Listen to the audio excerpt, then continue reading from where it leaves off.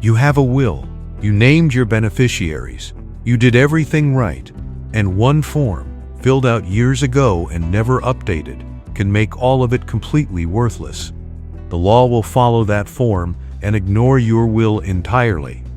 Here's what to check right now. What a beneficiary designation actually is.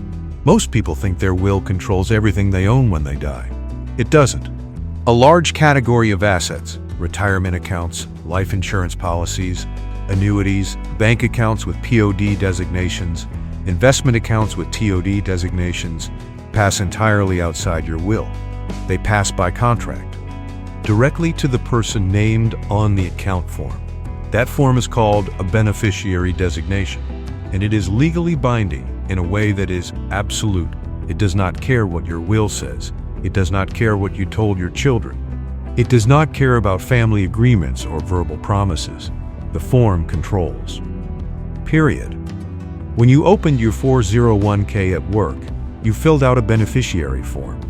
When you took out a life insurance policy, you named someone. When you opened that IRA, you designated a recipient. Those designations, however old, however casually filled out, are standing legal instructions. They activate the moment you die and cannot be challenged by your will. A federal law called ERISA governs most employer retirement accounts. Under ERISA, the plan administrator is legally required to pay the named beneficiary, regardless of divorce, regardless of a new will, regardless of any other document. Courts have ruled on this over and over. The form wins. The question is not whether beneficiary designations matter. The question is whether yours are correct. Mistake number 1. The outdated designation. The most common beneficiary mistake in America is also the simplest.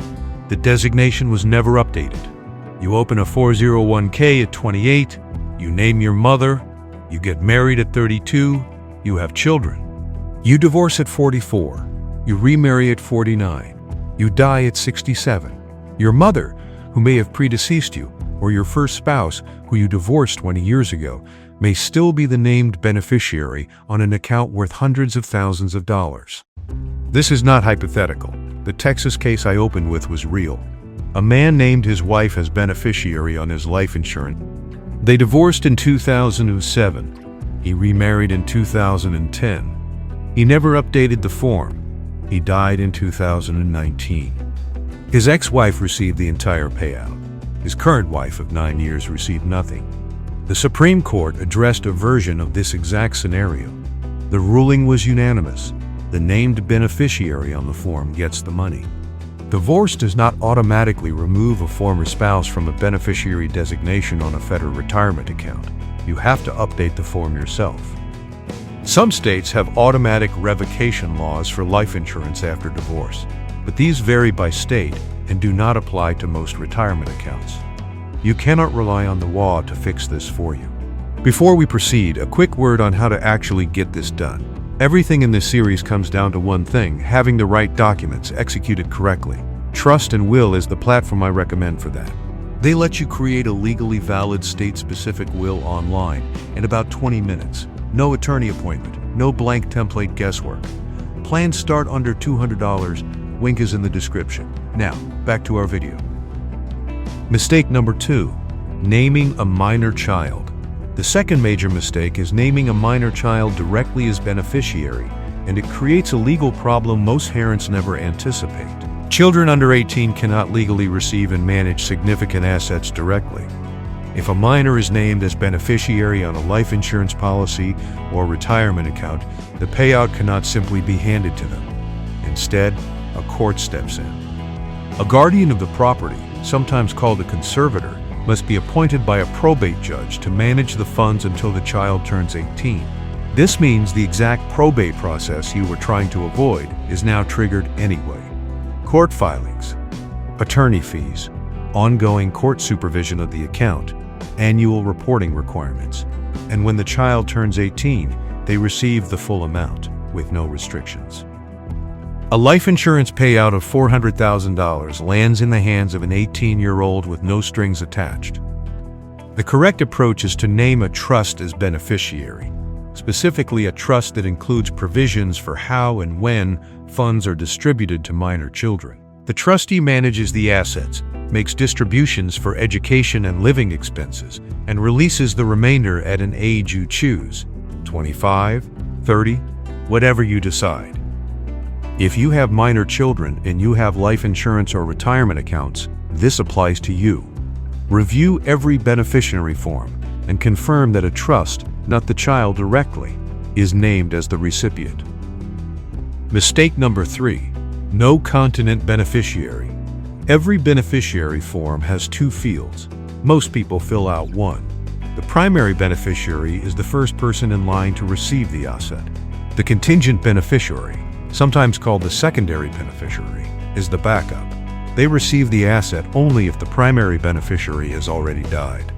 If you name only a primary beneficiary and that person predeceases you, and there is no contingent named, the asset falls back into your probate estate, the exact outcome you were trying to avoid. A man in Florida named his wife as the sole beneficiary on a $320,000 IRA. No contingent. His wife died in a car accident 6 months before he did. When he passed, the IRA had no living named beneficiary. It went through probate. His 3 adult children waited 14 months and paid over $18,000 in legal fees to receive assets that should have transferred in days. The fix takes 2 minutes. On every account where you name a primary beneficiary, name a contingent as well. Typically, your children split equally, or a trust if minors are involved. Mistake number 4. Naming your estate as beneficiary. Some people name their estate as the beneficiary on a retirement account or life insurance policy, either intentionally or because they left the field blank and the default kicked in. This is one of the most expensive mistakes in estate planning. When your estate is the beneficiary, the asset loses its ability to pass outside probate. It goes directly into the probate process. For retirement accounts specifically, this also triggers accelerated distribution rules, meaning the tax-deferred growth your heirs could have stretched over years is now compressed into a much shorter window, a larger tax bill. Less money for your family. Named individuals as beneficiaries on retirement accounts have options. They can stretch distributions, they can manage timing, they have flexibility. Estates do not. The rules are strict, the timeline is short, and the tax consequences are significant. Check every retirement account. If the beneficiary field says my estate or is blank, fix it today. How to do the review. Here is exactly how to audit your beneficiary designations, start to finish.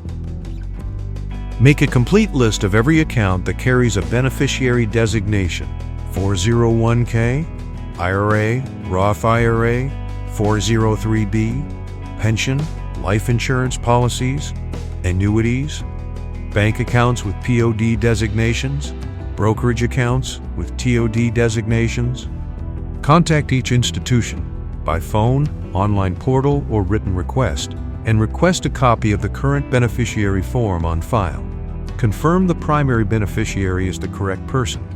Confirm a contingent beneficiary is named. Confirm no minor children are named directly. If your situation involves minor children, confirm that a trust, not the child, is listed as beneficiary, and that the trust document exists and is properly drafted.